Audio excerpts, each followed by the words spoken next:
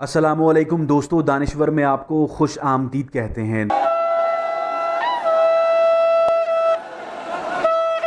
हज़रत लाल शहबाज कलंदर रहमतुल्लाह अलैह। लाल शहबाज कलंदर, जिनका असल नाम सैयद उस्मान मरवंदी था, आपका मज़ार सिंध के इलाके सहवन शरीफ में है। लाल शहबाज कलंदर की विलादत 538 बामुताबिक 1143 आज़रबाईजान के इलाके मरवंद, मौजूदा आज़रबाईजान या अफ़गानिस्तान में हुई।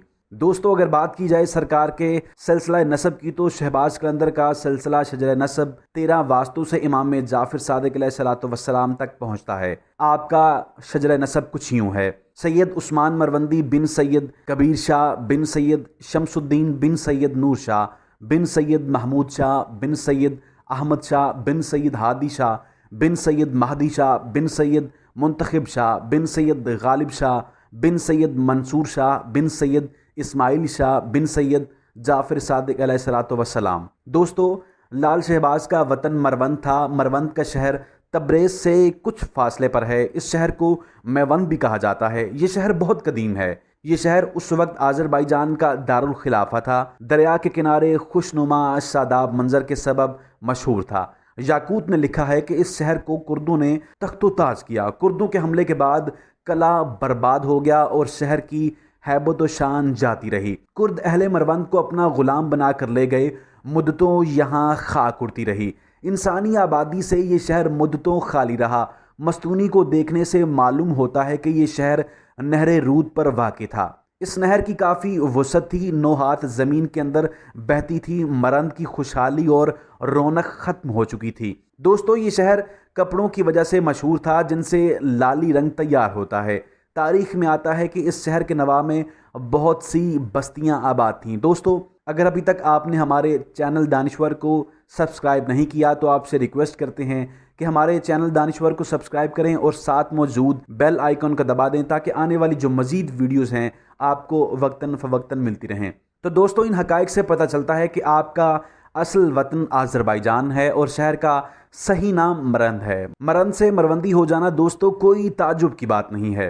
अगर आपके ख़ानदान की अज़मत की बात की जाए तो आपका ख़ानदान जगाना रोज़गार था। आपके वालिद माजिद सैयद कबीर अपने वक्त के मशहूर आलिम थे। उनका तरीक़ा एतबार सुन्नत नबवी था। शरई अहकाम से इनहराफ न करते थे। आपकी वालदा माजिदा बड़ी इबादत गुजार थीं। शेख मरवंदी अपने ख़ानदान के एतबार से ऊंची निस्बत रखते थे, इसलिए सालहियत व सखा के बहुत से खसाइस आपके ख़ानदान में मुंतकिल हो गए। आपकी वालदा के मुतालिक मालूम है कि पर्दा शब की तारीकी में बैठकर रोया करती थीं। फरमाती, अल्लाह के खौफ से रोने वाला दोज़ख में न जाएगा। आपकी ज़ात खशियत इलाही का सरचश्मा थीं। रात का अक्सर हिस्सा इबादत में गुजारती। उस माँ की गोद का लाल जज्बो जलाल का जोहर बनकर जब सेवन पहुँचा तो उसकी ताबना की कई निगाहों को खीरा कर रही थी। सुल्तान शाह हकम सरंद की ये साहबजादी अपने शोहर सैयद कबीर के जज्बो तसर्रुफ़ की तासीर से अपने वक्त की ज़ाहिदा व आबदा खातून कहलाईं। आपके चेहरे अनवर पर लाल रंग के कीमती पत्थर लाल की मानंद सुर्ख किरणें फूटती थीं और सुर्ख कपड़े ज़ेब तन करने की वजह से आपका लक़ब लाल हुआ। शहबाज का लक़ब दोस्तों इमाम हसन अलैहिस्सलाम ने उनके वालिद को पैदाइश से पहले बतौर खुशखबरी के अता किया था। इससे मुराद विलायत का आला मकाम है। दोस्तों, लाल शहबाज कलंदर का शजरा तरीक़त हकीम फ़तह मोहम्मद सिहानी ने अपनी तसनीफ़ कलंदर नामा में कुछ इस तरह बयान किया है: हज़रत कलंदर मरवंदी सिहानी का सिलसिला कलंदरी हज़रत इमाम ज़ैनुल आबिदीन अलैहिस्सलाम के वास्ते से सरवर कायनात मोहम्मद सल्लल्लाहु अलैहि वसल्लम तक पहुँचता है, क्योंकि ये सिलसिला सैयद जमाल से हज़रत अली बिन मूसा रज़ा, इमाम जाफ़िर सादिक अलैहिस्सलाम, इमाम ज़ैनुल आबिदीन अलैहिस्सलाम और हज़रत अली अलैहिस्सलाम से होता हुआ सरवर कायनात मोहम्मद सल्लल्लाहु अलैहि वसल्लम तक पहुँचता है। इसके अलावा बहुत से तज़किरा निगारों ने आपका सिलसिला तरीक़त बताया है। दोस्तों, ये इस दौर का वाक़या है जब हज़रत लाल शहबाज कलंदर बुखारा में मुकीम थे। उस वक्त आप नौजवान थे मगर शोहरत आम हो चुकी थी। बुखारा का बादशाह बेऔलाद था। उसने नामवर तबीबों के नुस्खे आजमाए, उलमा के कहने पर ज़रूरतमंदों में दौलत तक तकसीम की, लेकिन कोई दवा काम ना आई और ना ही दुआ। आखिर एक वज़ीर ने बादशाह को कहा कि आप حضرت لال شہباز قلندر کی خانقاہ جائیں اور ان سے عرض کریں اگر آپ نے اس نوجوان درویش سے رجوع کریں تو عجب نہیں کہ اللہ تعالیٰ آپ کی مشکل آسان فرما دے۔ بادشاہ بخارا کو وزیر کی بات پر یقین نہیں آیا، لیکن وہ تخت و تاج کی وارث کی تلاش میں تھک چکا تھا، اس لیے حضرت قلندر کی خدمت میں حاضر ہو کر کہنے لگا، دینے والے نے مجھے سب کچھ دے رکھا ہے مگر میں اولاد کی نعمت سے محروم ہوں، میرے لیے دعا فرمائیے کہ خالق کائنات مجھے بے نشان ہونے سے بچا لے۔ شاہ بخارا کی التجا سن کر حضرت لال شہباز قلندر نے فرمایا، کوئی کتنا بھی کثیر الاولاد ہو مگر بے نشانی ہر شے کا مقدر ہے۔ شاہ بخارا نے عرض کیا، میں اس بے نشانی کی بات نہیں کر رہا ہوں، مجھے اپنے تاج و تخت کا وارث چاہیے۔ حضرت لال شہباز قلندر نے شاہ بخارا کو ٹالنے کی غرض سے فرمایا، سب کچھ اسی کے قبضہ قدرت میں ہے، جس نے تمہیں تاج و تخت بخشے ہیں وہی اولاد بھی عطا کرے گا، اسی کے آگے دامن مراد پھیلائے رکھو۔ شاہ بخارا نے غمزدہ لہجے میں کہا، میرے گناہ مجھے مایوسی کی طرف کھینچے چلے جا رہے ہیں، اگر میری التجاؤں میں تاثیر ہوتی تو میرا نخل مراد اب تک بار آور ہو چکا ہوتا۔ دوستو، شاہ بخارا کی عاجزی و بیچارگی دیکھ کر حضرت لال شہباز قلندر نے آنکھیں بند کر لیں۔ ایسا محسوس ہوتا تھا جیسے آپ مراقبے میں ہیں۔ پھر کچھ دیر بعد حضرت لال شہباز قلندر نے سر اٹھایا اور فرما روائے بخارا سے مخاطب ہوئے، تمہیں بحکم خدا تخت کا وارث تو مل جائے گا مگر اس کی ایک شرط ہے۔ شاہ بخارا کہنے لگا، مجھے ہر شرط منظور ہے۔ شاہ بخارا حضرت لال شہباز کی زبان مبارک سے اولاد کی نوید سن کر بے اختیار ہو گیا۔ حضرت لال شہباز نے فرمایا، تمہارے شہزادے میں آدھا حصہ ہمارا ہوگا۔ حضرت نے شاہ بخارا کے سامنے اپنی شرط پیش کر دی۔ آدھا حصہ؟ حضرت لال شہباز قلندر کی شرط سن کر شاہ بخارا حیرت زدہ رہ گیا۔ شاہ بخارا کہنے لگا، میں آپ کی بات سمجھا نہیں۔ حضرت نے فرمایا، وقت آنے دو، سب کچھ سمجھ جاؤ گے۔ شاہ بخارا سرشاری اور حیرت کے عالم میں قلندر کی خانقاہ سے اٹھ کر چلا گیا۔ پھر ایک سال بعد بخارا کا قصر شاہی نکاروں اور شادیانوں کے شور سے گونج اٹھا۔ وزرائے مملکت، امیران سلطنت اور دیگر خدمتگار شاہ بخارا کو خوبصورت فرزند کی ولادت پر مبارکباد دے رہے تھے، اور فرما روائے بخارا کی سماعتوں میں حضرت لال کے یہ الفاظ گونج رہے تھے، بحکم خدا شہزادہ تو آ جائے گا مگر اس میں آدھا حصہ ہمارا ہوگا۔ شاہ بخارا نے حضرت لال شہباز کے اس مبہم اشارے سے یہ مفہوم اخذ کیا تھا کہ آپ سیم و زر کے طلبگار ہوں گے۔ نتیجتاً وہ انتہائی قیمتی تحائف لے کر حضرت لال شہباز قلندر کی بارگاہ میں حاضر ہوا۔ حضرت لال شہباز قلندر نے لال و جواہر اور دینار و درہم سے بھرے طلائی اور نقرئی خانوں کو دیکھا اور شاہ بخارا کو مخاطب کر کے فرمایا، یہ کیا ہے؟ شاہ بخارا نے مسرت آمیز لہجے میں کہا، آپ کا حصہ۔ حضرت لال شہباز نے قیمتی تحائف کی طرف اشارہ کرتے ہوئے فرمایا، یہ تو میرا حصہ نہیں ہے۔ شاہ بخارا نے حیران ہو کر کہا، آپ ہی نے تو یہ شرط رکھی تھی کہ ولی عہد کی سلطنت میں آدھا حصہ آپ کا ہوگا۔ حضرت لال نے فرمایا، شہزادہ کہاں ہے؟ اسے میرے پاس لے کر آؤ، میں ولی عہد سلطنت سے اپنا حصہ وصول کروں گا۔ شاہ بخارا اب بھی حضرت لال شہباز کی بات سمجھنے سے قاصر تھا۔ وہ خانقاہ سے اٹھا اور شہزادے کو لے کر حضرت لال شہباز قلندر کی خدمت میں حاضر ہوا۔ حضرت لال شہباز نے اب بڑی محبت سے بخارا کے ولی کو اپنی آغوش میں لے لیا۔ کچھ دیر تک بہت غور سے شہزادے کو دیکھتے رہے، پھر اپنی گود میں چھپا لیا۔ بخارا اور اس کے وزراء دم بخود تھے۔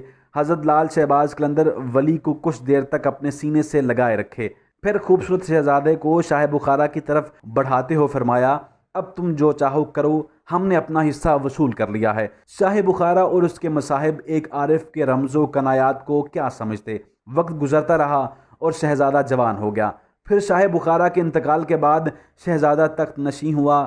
حضرت لال شہباز قلندر نے ولی عہد کا نام ادھم رکھا تھا، اور اب وہی شہزادہ سلطان ادھم کے نام سے بلخ اور بخارا پر حکومت کر رہا تھا۔ دوستو، روایت ہے کہ سلطان ادھم نے کئی سال تک عدل و انصاف اور پاک بازی کے ساتھ حکومت کی۔ اس کے عہد اقتدار میں بلخ و بخارا کے باشندے پرسکون اور خوشگوار زندگی بسر کر رہے تھے۔ اچانک سلطان ادھم نے ایک دن اپنے وزراء اور امراء کو طلب کر کے کہا، میرا دل اس فانی سے اچھاٹ ہو چکا ہے، اس لیے اپنی ذمہ داریوں سے سبکدوش ہونا چاہتا ہوں۔ سلطان ادھم کی بات سن کر اراکین سلطنت پریشان ہو گئے۔ شہنشاہ، بلخ و بخارا کی عوام किसी दूसरे शख्स को अमारात पर राज़ी नहीं होंगे। वो आपके इंतज़ामात और अंदाज़ हुक्मरानी से इस कदर मुतमईन हैं कि किसी दूसरे फरमारवा को तसव्वुर भी नहीं कर सकते। सुल्तान उधम ने अमराए सल्तनत की दरख्वास्त के जवाब में कहा, मैंने बहुत चाहा कि मैं इस आवाज़ को नज़रअंदाज करके दिन रात तुम्हारी खिदमत में मशगूल रहूं, मगर अब मुझे अपने इरादों पर कोई इख्तियार नहीं रहा। वो आवाज़ पहम मुझे बुला रही है। वो किसकी आवाज़ है जिसने शहनशाह के सुकून को मुंतशिर कर दिया है? वज़रा अपने फरमारवा की गुफ्तगू का मफ़हूम समझने से कासिर थे। सुल्तान उधम ने कहा, तुम इस आवाज़ को नहीं पहचान सकते, मुझे जाना ही होगा और इसमें मेरी सलामती है। उसके बाद सुल्तान उधम अपने चचाजाद भाई के हक़ में दस्तबरदार हो गए। फिर उसने दरवेशाना लिबास पहना और हज़रत लाल शहबाज कलंदर की तलाश में बल्ख व बुखारा की हदूद से निकल पड़ा। तो ज़ाहिर परस्तों ने इस बादशाह का दिमागी खलल समझा, मगर सुल्तान उधम बहुत दाना व ज़हीन था। वो अपनी दुनिया फ़रोख्त करके आखिरत ख़रीदना चाहता था। फिर यूँ हुआ कि सुल्तान उधम हज़रत लाल की जस्तजू में दर बदर भटकता रहा। चेहरा मौसम की सख्तियों से झुलस गया और पाँव आबलों से भर गए, मगर बुखारा के बादशाह ने एक कलंदर की तलाश नहीं छोड़ी। आखिर एक दिन वो बामुराद हुआ और उसने सहवन पहुंचकर अपना सर न्याज हज़रत लाल शहबाज कलंदर के कदमों पर रख दिया। सुल्तान कैसे हो? हज़रत लाल शहबाज कलंदर ने अपना दस्ते मेहरबान वालिय बुखारा के सर पर रख दिया।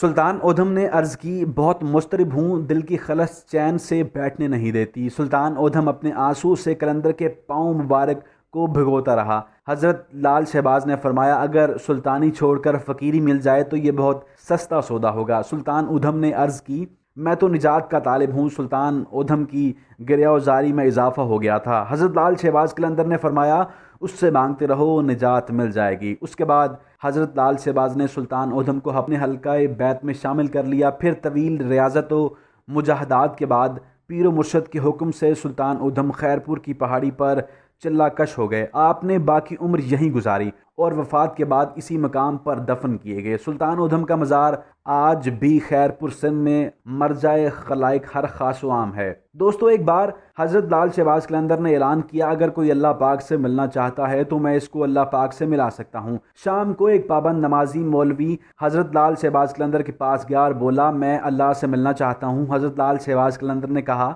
नमाज नहीं पढ़ना? वो परेशान होता हुआ चला गया, लेकिन अल्लाह के प्यारा से कुछ कह भी नहीं सकता था। इशा की नमाज का वक्त हुआ तो सोचा चलो सुन्नत छोड़कर फ़र्ज़ पढ़ लेता हूँ। नमाज पढ़कर सो गया तो ख्वाब में देखा रसूल पाक सल्लल्लाहु अलैहि वसल्लम पूछते हैं, आज तुमने सुन्नत क्यों ना पढ़ी? सुबह मौलवी बहुत परेशान हुआ और हज़रत लाल शहबाज कलंदर के पास गया और बोला, आप नमाज न पढ़ने का बोल रहे थे, मुझे रसूल पाक सल्लल्लाहु अलैहि वसल्लम ने सुन्नत न पढ़ने पर सवाल कर दिया।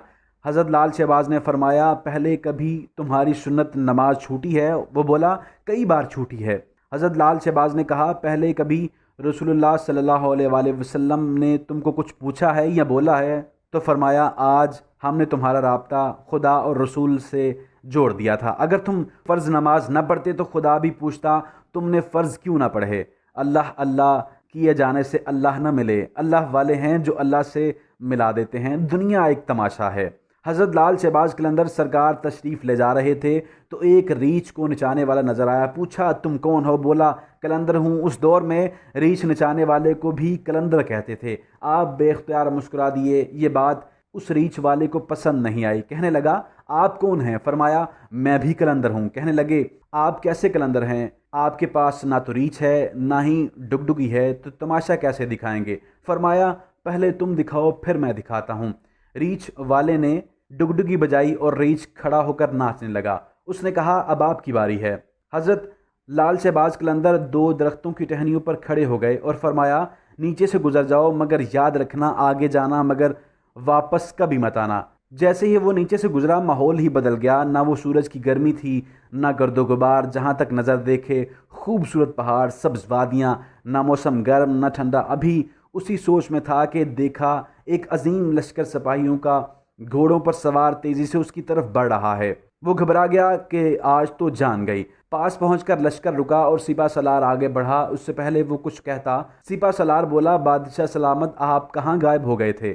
आपकी सल्तनत आपका इंतज़ार कर रही है और मलका आलिया का रो रो के बुरा हाल है। अब वो हैरान परेशान शाही घोड़े पर सवार होकर साथ चल दिया। जब महल पहुंचा तो अजीम उल शान इमारत देखकर हैरान रह गया। अंदर दाखिल हुआ तो खूबसूरत मलका गिला शिकवा करती लिपट गई। कहाँ रह गए थे आप सब, भूल कर नहा धोकर शाही पोशाक पहनकर तख्त पर बैठ गया। सालों गुजर गए, बच्चे हुए, फिर शहजादे बड़े हो गए, बुढ़ापा आ गया, जिस्म से जान से मुंह से जायका चला गया। एक दिन अपनी सल्तनत में दरिया के किनारे बैठे ख्याल आया कि आखिर क्या हुआ था। इसी जुस्तजू में वही पहुंचा जहां पर लश्कर था, तो देखा वो दरख्त अब भी वहीं मौजूद हैं। सोचा चलो देखते हैं क्या और दरख्त के बीच से गुजरा है।